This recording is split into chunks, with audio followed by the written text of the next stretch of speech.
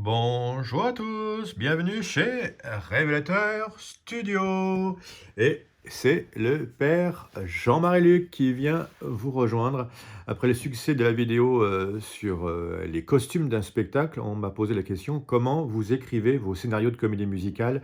Je vais essayer de faire un grand résumé super rapide en te faisant voir des petits documents et puis à la fin je te fais même voir les secrets de fabrique, comment on a écrit le scénario de la comédie musicale Thérèse de Lisieux. Ça, c'est d'autant plus intéressant que tu pourras venir voir en vrai sur scène le résultat de ce spectacle. Alors, tout de suite, qu'est-ce qu'il faut faire? La première chose que l'on fait, évidemment, on se penche sur son ordinateur. C'est beaucoup de travail parce qu'il faut écrire un scénario. Alors, évidemment, tu vas aller lire les différentes possibilités pour pouvoir écrire un synopsis, les fameux préambules. Mais au fait, c'est quoi un synopsis? Alors, ces textes-là, si jamais ça vous intéresse, je vous les envoie. Comme c'est une vidéo qui se veut rapide, je vous fais que vous faire voir que les documents existent. Mais il va falloir quand même s'y jeter. Ce sont souvent des résumés de bouquins, hein. Mais en effet, mise en place, confrontation, résolution, il va falloir mettre tout ça. L'introduction de l'histoire, introduction du protagoniste, incident déclencheur, passage du premier au deuxième acte, conflit et rencontre, climax médian, ça s'arrange ou pas. D'ailleurs, la dépression, le climax du scénario, la résolution, la conclusion. Si tu arrives déjà à faire ça, ça serait formidable. Mais heureusement, ça c'est un petit peu quand même compliqué, surtout quand tu travailles, puis tu as besoin de recul. Il y a des bouquins qui vont t'aider. Parmi tous ceux que j'ai lus, celui qui m'a le plus inspiré quand même, c'est celui de Christopher Vogler, le guide du scénariste. S'il y en a qu'un, enfin il y en a deux à acheter. Celui-là, tu l'achètes et tu le lis, c'est très impressionnant. C'est très très très fort. Mais il n'y a pas que lui, donc je vais quand même te faire voir des petites choses et puis des résumés de choses que j'ai pu trouver de droite et de gauche en ce qui concerne les fameuses structures scénaristiques. La structure donc d'une histoire permet à ton idée de se construire autour d'un squelette, c'est-à-dire des points de passage obligés autour desquels va s'articuler ton histoire. Il ne s'agit pas de t'imposer une contrainte dans une contrainte, mais de t'aider dans la construction de ton histoire. Donc, Aristote, hein, les fameux, je vais vous faire voir un peu les différentes écoles, bon voilà, on peut appeler ça comme ça. Les 3 points d'Aristote, je vous les passe très rapidement, mais c'est passionnant. La fameuse construction d'un scénario selon Sitfield, un scénario suit également une structure en 3 actes, la mise en place, la confrontation et la résolution. La quête de Robert McKay, c'est vraiment intéressant, hein, elle décrit les conflits dans une histoire, il met en avant une histoire basée sur les conflits conscients et inconscients auxquels est confronté le personnage principal. Linda Seeger, hein, la story spin, est une structure en 3 actes avec une montée crescendo de la tension jusqu'au climax final. Michel Auge détaille la structure en 3 actes de manière plus précise, lui. Pour cela, il divise chaque acte par 2 étapes qui construisent l'histoire par un ordre temporel précis. La pyramide de Fetag aussi, hein, on passe de 3 à 5 actes, je passe très vite. Et puis le fameux voyage du héros, je viens de vous parler, de Christopher Vogler, c'est exactement ça. Le voyage du héros consiste à prendre le 3e chemin, c'est-à-dire une histoire sous la forme d'un voyage. Tout ça défile devant vos yeux, les 12 étapes de Christopher Vogler. Il n'y a pas que lui, j'avoue que il y a une autre Bible. Moi, je m'y connais en Bible, hein. Je suis un spécialiste des Bibles. Mais là, en termes de scénario, il y en a une. Il y a un bouquin à absolument lire. C'est John Truby. Vous êtes d'accord avec moi? C'est un Américain, mais le truc est traduit en français. L'anatomie du scénario. Alors ça, c'est passionnant. Non seulement il est très pédagogue, il te prend pas à pas, par la main.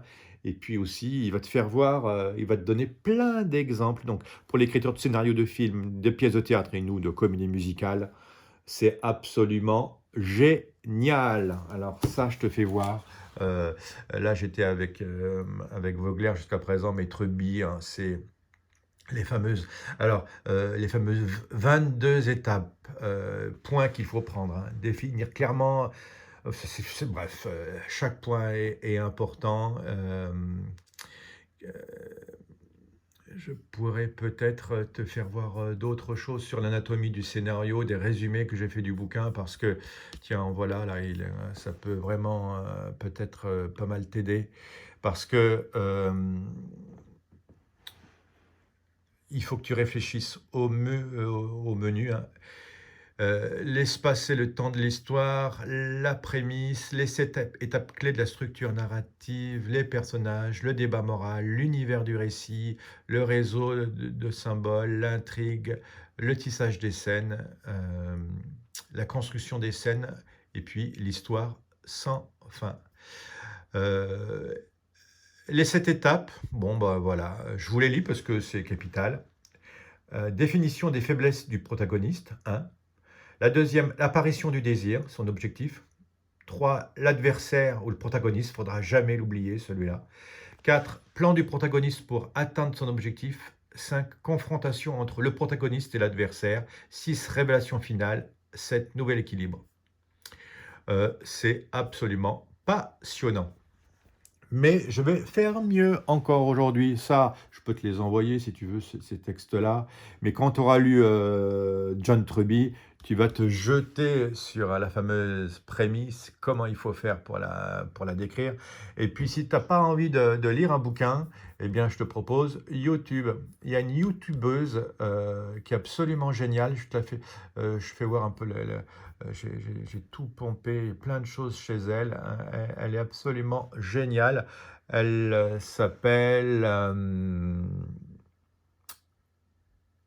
je cherche son nom. Bah, ouais, je te mettrai en lien les descriptions de cette youtubeuse qui vraiment fait un énorme... Voilà, Elisabeth Gilbert, elle fait un travail remarquable et ben voilà, je te la présente tout de suite.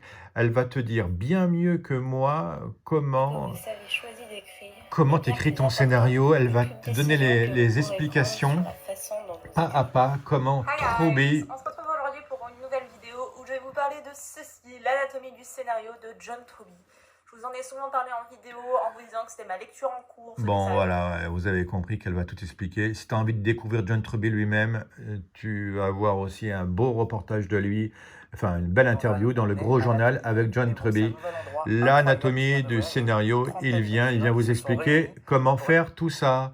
Mais vous comprenez bien que j'ai pas assez de temps à vous consacrer et puis on pourrait y passer des heures. D'autres l'ont fait bien mieux que moi, donc je te mets en dessous là toutes les explications et à ce stade-là, normalement, tu as lu ça, tu as lu les bouquins, tu t'y connais un petit peu. Et moi, je vais te faire voir Thérèse de Lisieux. Celle-là, je vais te faire voir concrètement un scénario. Je vais te le faire lire. Et puis, comme ça, tu vas pouvoir peut-être... ça va t'intéresser, je pense. Allez, hop, en avant. Voilà le descriptif de notre scénario consacré à Thérèse de Lisieux. Comment on fait un scénario.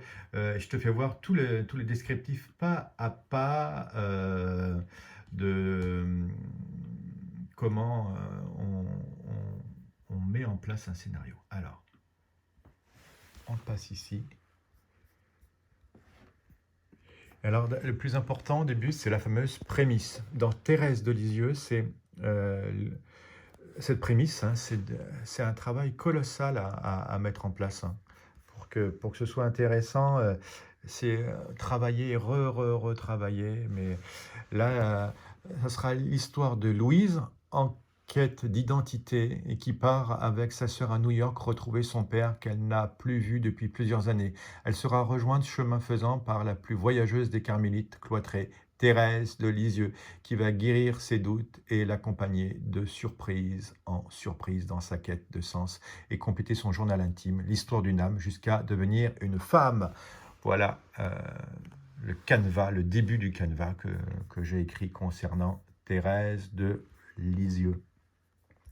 Et vous allez découvrir scène par scène euh, comment, comment va se nouer l'intrigue. Alors, dans l'acte 1, vous avez vu comment on écrit un scénario. Thème 1, l'ascenseur pour le... Enfin, ça s'appelle à l'aéroport. On a 2 actes, un acte 2 et un acte 1. Dans l'acte 1, on a 6 scènes. Et chaque scène a son thème. Par exemple, l'ascenseur pour le ciel. Le pitch, c'est sur le thème du voyage du temps. Qui sommes-nous et quel est le sens de la vie? Le lieu, c'est un hall d'aéroport. Le décor, c'est des valises et beaucoup de passants ainsi que des hôtesses. Chanson, l'ascenseur pour le ciel. Le titre des chansons évolue en fonction de l'écriture après et de l'inspiration des auteurs parce qu'on est plusieurs à intervenir sur le scénario et aussi plusieurs à intervenir sur les chansons. Mais je donne le style, un Broadway style. Est-ce que je me résume à un passeport voyage pour se retrouver? Je mets un point sur les costumes, sur la chorégraphie, sur les émotions, et puis sur la transition chaque fois. Vous voyez, il y a la salle, scène 2, c'est la salle d'attente, la scène 3, c'est l'avion, scène 4, dans l'intimité, scène 5, le voyage de Thérèse avec son papa à Rome, scène 6, Broadway, les années folles, et ça dure 45 minutes, et il y a 6 chansons et 6 chorégraphies, 6 sortes de costumes, 6 lieux différents. Acte 2, hop, visite de New York, scène, la visite de New York, enfin, ce monde est fou. Scène 8, la maladie du papa, l'éloge de la faiblesse. Scène 9, Lisieux et la vie au Carmel. Scène 10, la rencontre avec son père. Scène 11, le pèlerinage à Lisieux. Et scène 12, le final. Toutes les fois, ce que je peux vous faire voir aussi, c'est qu'on a écrit les costumes en parallèle.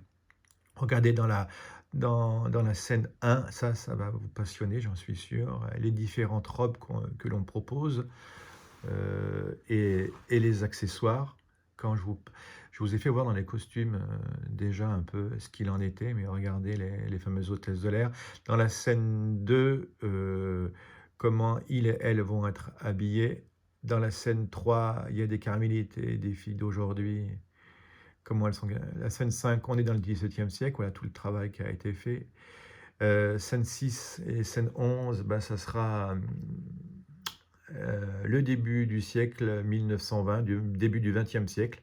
On est dans l'acte 2, il y a tout un travail qui a été fait sur le monde du business et le monde face aux médias, et ça vous allez le retrouver. 8 et 9, secrétaire Louise, des carmélites, ça je les ai pas mis en photo parce que nous on en a plein et on sait ça parfaitement.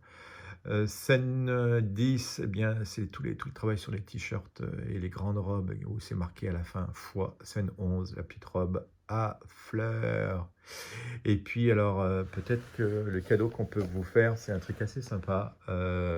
C'est parce que vous voyez en effet le costume et accessoires de la narratrice. Elle va être habillée comme ça, avec des gants noirs, peut-être même avec un masque. Et je me retourne, je vais vous faire voir un peu l'objet incroyable de la narratrice. Si, attendez, alors suivez-moi bien. J'éteins, au lieu d'éclairer, j'éteins. Parce que je l'ai entre les mains. Vous savez que... allez, je vous le fais voir. La petite Thérèse de Lisieux, que je vous présente là, avait écrit un livre. Le livre, je l'ai entre les mains. Les petits... Alors, c'est pas le vrai, hein, mais c'est quand même l'écriture de Thérèse. Hein. Et c'était très fort. Elle avait écrit une autobiographie. Je vous la fais voir aussi. Eh bien, nous, on va partir là-dessus.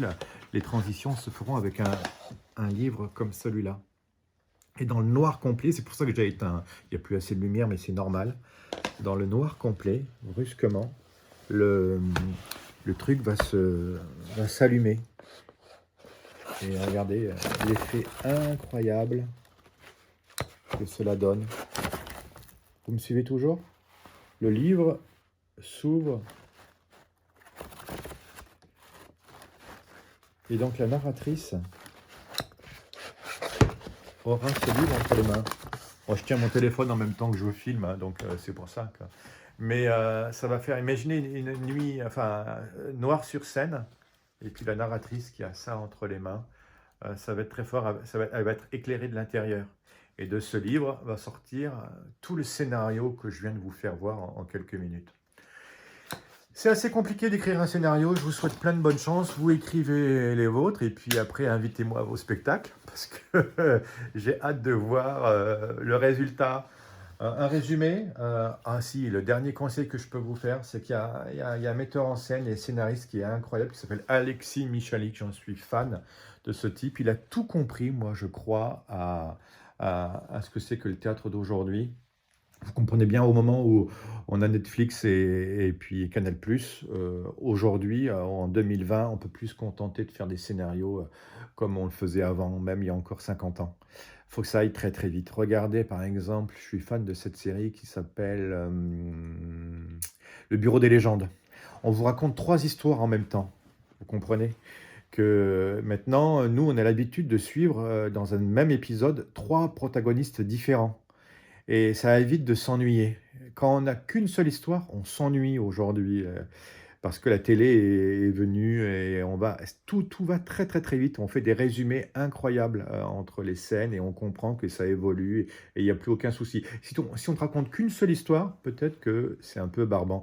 C'est pour ça que vous avez remarqué que depuis maintenant 3 ans, c'est même maintenant la 4e année avec Thérèse de Lisieux, on raconte 2 histoires en même temps. L'histoire de Thérèse de Lisieux, mais aussi d'une fille aujourd'hui qui rencontre Thérèse de Lisieux et qui en vit. Ça nous permet de suivre et la vie de Thérèse de Lisieux et la vie d'une fille d'aujourd'hui et qui nous permet de pouvoir inculturer notre thème et de nous le faire comprendre et de nous rendre super actuels la sainte que nous voulons faire. Mais vous, si vous voulez pas raconter la vie de saint, mais de n'importe qui autre, ça marche toujours, hein. Les biopics, ça marche super bien, hein. Eh bien, n'hésitez pas à faire un peu comme souvent ce que fait Michalik, souvent dans ses œuvres, raconter plusieurs histoires en même temps, vous les entremêler, et les gens vont suivre et ils vont adorer ça. Je vous assure que Michalik, il fait salle comble à Paris en ce moment, et 4 de ses œuvres, ou 5 même bientôt, sont jouées à Paris, parce que c'est un type qui a 35 ans, hein, à peine, hein, et il est génial, c'est le petit Molière du moment. Alors n'hésitez pas, il a pigé quelque chose, n'hésitez pas à l'imiter. Ciao, merci de nous avoir suivis.